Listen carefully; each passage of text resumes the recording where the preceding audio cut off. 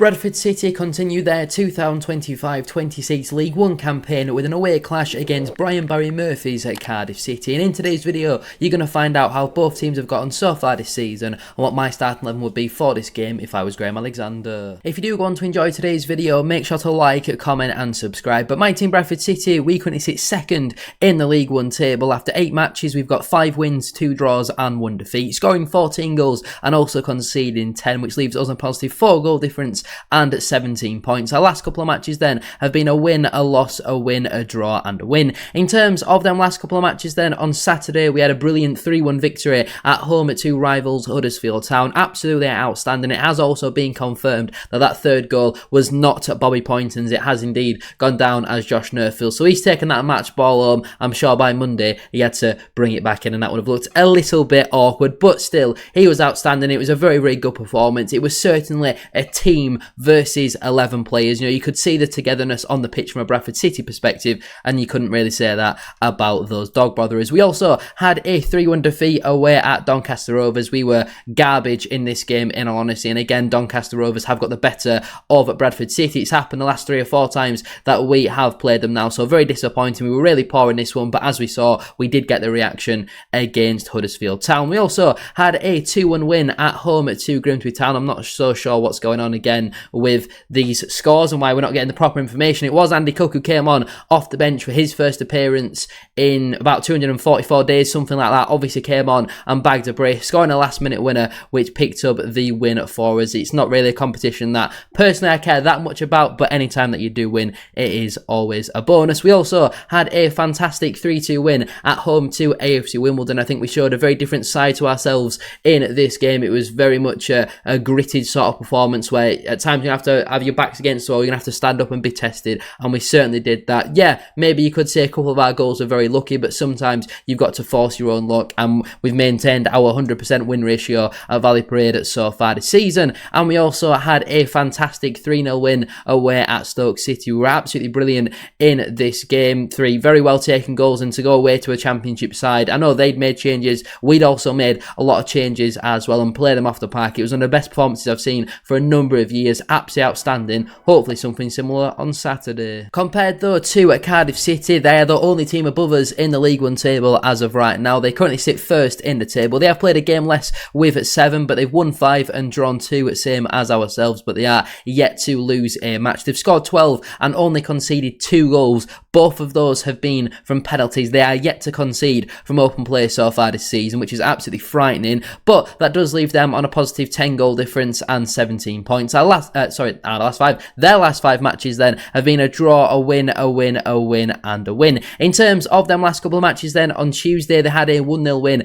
away at Exeter City. I actually looked after the game and I'm 99% sure they made 10 or 11 changes for this one, so it was largely a second string side. Callum Robinson scoring the only goal of the game. It was only 5 or so years ago he was, a regular for Sheffield United in the Premier League, and now he's struggling to even get onto the bench really for Cardiff City in League One. I think Exeter scored very late on in this game, but that was ruled out for offside. They also had a 1-1 draw away at Stockport County. This is one of the games where they did concede. It was a penalty converted by Ollie Norwood, but Yusuf Salech would score a 97th minute equaliser. Awful defending from Stockport, but a well taken goal from the big man. I think he signed in January, scored a couple of goals in the Championship last season, has already got a couple of goals in League One as well, and he's going to be a big handful for us. They also had a 4-0 win at home to Plymouth Argyle. Total domination, some very well taken goals, some wonder goals and some poor defending really from Plymouth, but at home so far this season they have been very, very good. So I am very concerned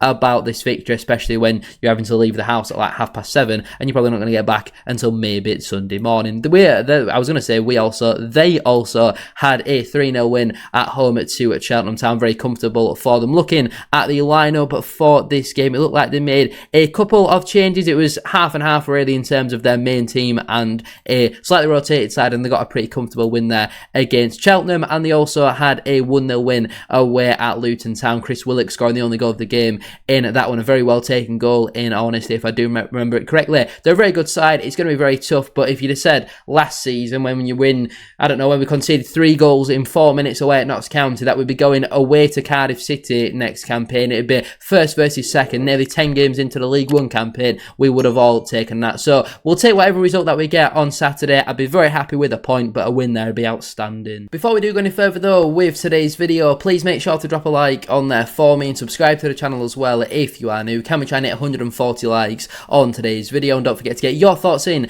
down in the comment section down below. What is your score prediction for this match? What would your starting 11 be as well? If you head over to more SHD, you can find out my full League One predictions for this game week. Let's move on then to my starting 11 for this game. I'm pretty sure that Cardiff City play a 4-2-3-1 or a variation where they're going to have 3 central midfielders. Now, when we've played against that away from home in the past, like against Stockport for example, we've needed an extra man in the midfield, but I'm still going to stick with the 3-4-2-1 formation. I feel like we were that good against Huddersfield Town for the large part that I don't think we should really be making changes unless absolutely necessary in my personal opinion. So I would stick with that formation. In goal, I would go with Sam Walker. Disappointing for him not to keep a clean sheet on Saturday. Didn't really have that much to do. Maybe the odd save here or there, but Huddersfield weren't particularly clinical, and it was disappointing the way that we did concede that goal from a set play. We just switched off a little bit, and it was a little bit too easy really for Huddersfield. And I think, you know, there's been a couple of games this season where we've just conceded a sloppy goal. We don't really tend to concede more than one.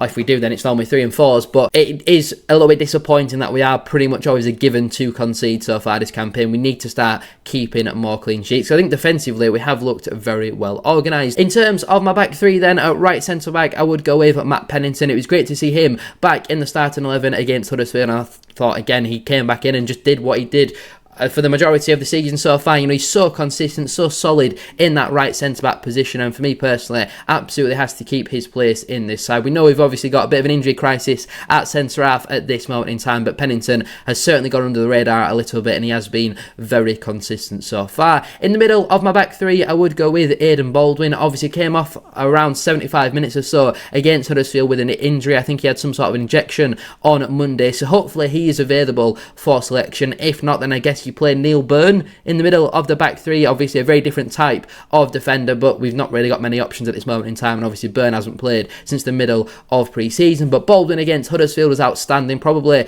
his best performance in a Bradford City shirt. That diagonal ball that he can play when he plays in the middle of the back 3 is absolutely fantastic. I do have some slight concerns about him having to mark Salic up top, because obviously Salic is much bigger than Baldwin, but what he brings in possession is very important. And as my left centre back completing my back 3, I would stick with Ibu Toure. Obviously played in that position on Saturday. Not his natural position, is certainly more of a natural in left wing back or left full back, but I think did a pretty solid job on there on Saturday. I know again he's not the most physical, he's not the most strong, so if a cross comes into the back post, you'd expect Salic to be able to tower over Toure, and that does concern me a little bit, but I thought he was very good against Huddersfield. He had the odd stray pass at times, but he was very strong, and why would you go and try and change a winning team, especially when you're not playing Saturday, Tuesday at the moment. In terms of my midfield 4 then, firstly at right wing back, I would go with Josh Neufville. That performance on Saturday was everything that I've been calling for from Neufville for the last couple of weeks. He's shown that he's got that quality. We just need to see it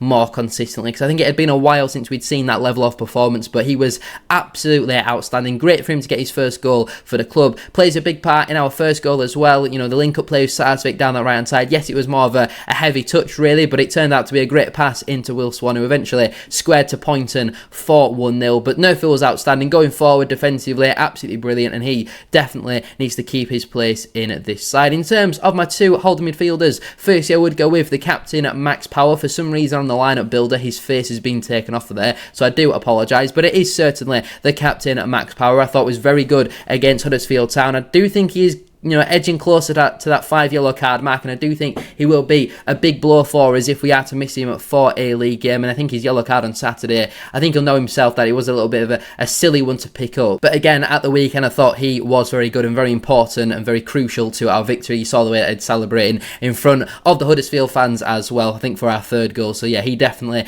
keeps his place in the side. For me, I'm partnering him, I would go with Jensen Metcalf. Again, his face for some reason is not on the lineup builder anymore, but Metcalf for me obviously haven't been included in really much football recently. You know, he's had a couple of occasions where he's been subbed off at half-time so far this season, but I think this is the type of game where you're going to need Jensen Metcalf. Like away at Stockport, I know obviously he was subbed off at half-time in that game, but somebody who's going to put their foot on the ball, somebody who's got that quality in the midfield. He has also got that bite as well. We know Alex Patterson is going to miss the next couple of games with the concussion protocol, and they haven't got the most physical of midfields. They're quite a young team, so I don't think we need the physicality of Tommy Lee, although I think he was pretty solid against Huddersfield. It's a bit of a toss-up between Metcalf and Lee at this moment in time, but I personally would go with Metcalf for this fixture. I think Tommy Lee will be certainly needed against Newcastle on Wednesday. And as my left wing back, I would go with Tyreek Wright. He was outstanding against Huddersfield. I've been very critical of Wright playing as a left wing back. I don't think he was great there against Grimsby, for example, but against Huddersfield, he was outstanding. I think that was probably his best ever performance in a Bradford City shirt across all three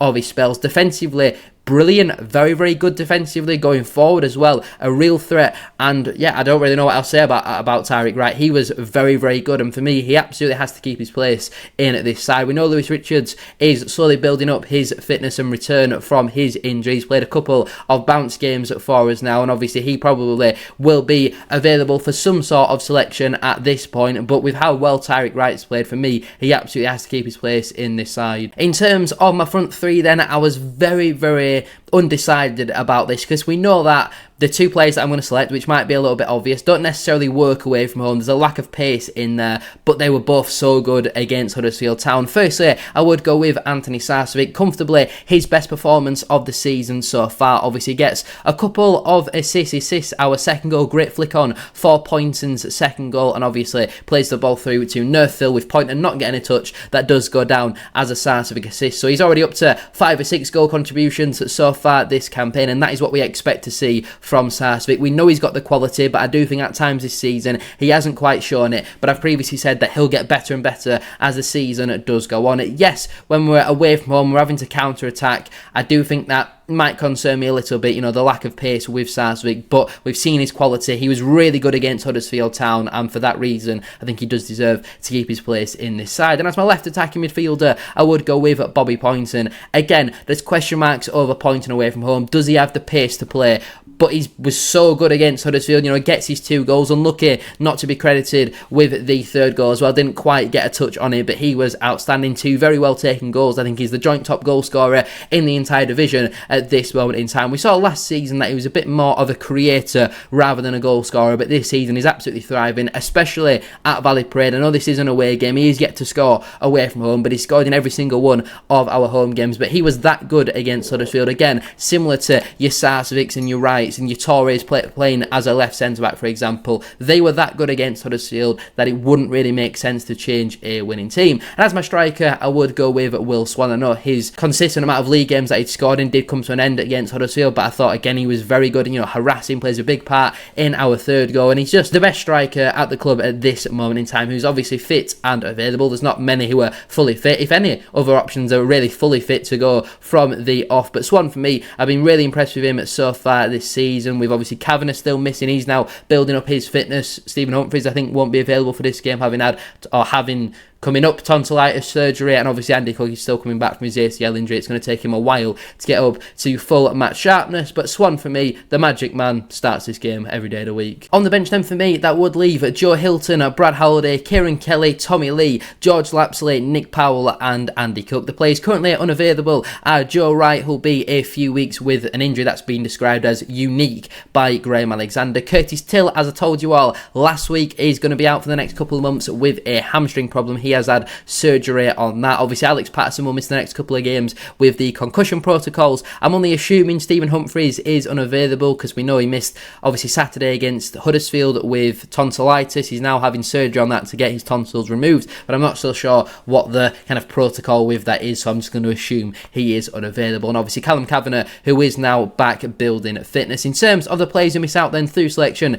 it would be Zach Hady, George Goodman, Neil Byrne, Tom McIntyre and Lewis Lewis Richards. Obviously, one is, a first-year pro, and the other 4 are all defenders. So I know I was talking about the injury crisis, but a lot of them either recently returning from injury or now starting to build up fitness. So we have got a little bit of a problem in terms of injuries, but it's still a very, very strong squad. I think we recruited very well. That team is more than good enough to go away to Cardiff City and put on a performance, especially for the probably 2,500 Bradford fans that are making the 10-hour round trip, maybe longer, something like that. Well, probably if you're leaving at 8 o'clock and you're not getting back until about 11, that is a long time. Just put on a good performance for us. Maybe a goal would be nice as well to celebrate, a meaningful goal. But anyway, I'm going to leave it there then for today's video. If you have enjoyed, please make sure to drop a like on there for me and subscribe to the channel as well. If you are new, can we try and hit 140 likes as I mentioned at the start of today's video? And don't forget to get your thoughts in down in the comment section down below. Let me know down below if you agree or disagree with my lineup. What changes would you make? And also let me know down below your score prediction as well. Head over to More SHD to find out my full predictions for League One for game week 9. Thank you all so much for watching. Have a great rest of your day. Check out my Premier League table predictions as well. That was uploaded yesterday. I'll see you very soon though for another one.